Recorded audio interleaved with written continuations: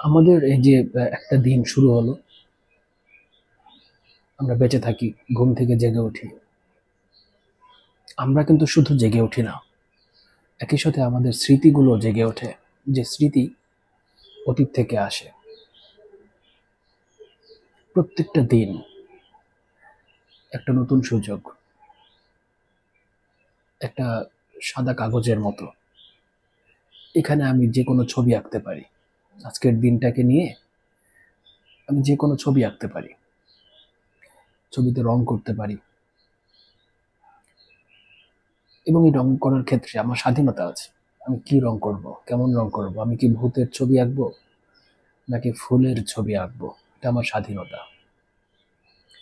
কিন্তু বেশিরভাগ ক্ষেত্রে আমরা কি করি, আজকের এই সুন্দর দিনের সুন্দর সাদা কাগজে আমরা গত দিনের রাগ, ক্ষোভ, দুঃখ, হতাশা, এই রংগুলোর ছবি আঁকি।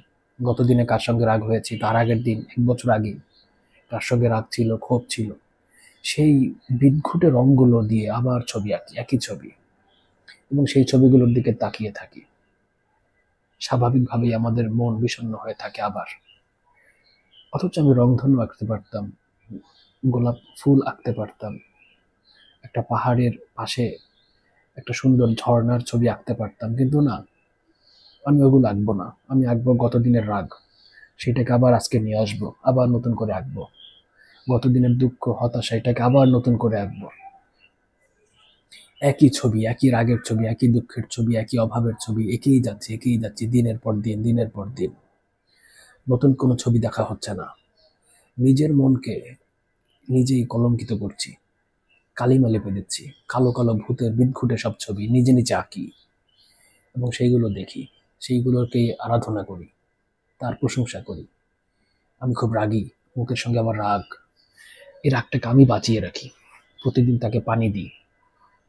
তার সেই রাগের আহ, যে শিকড়, সেখানে পানি দেই, পুষ্টি দেই, নতুন নতুন করে ছবি আঁকি। অথচ প্রতিদিন হচ্ছে একটা সুযোগ, যেদিনে ইচ্ছা করলে আমি সুন্দর সুন্দর ছবি আঁকতে পারতাম, পুরনো ছবিগুলো মুছে ফেলতে পারতাম। করি নাই, বিচক্ষণতার অভাব।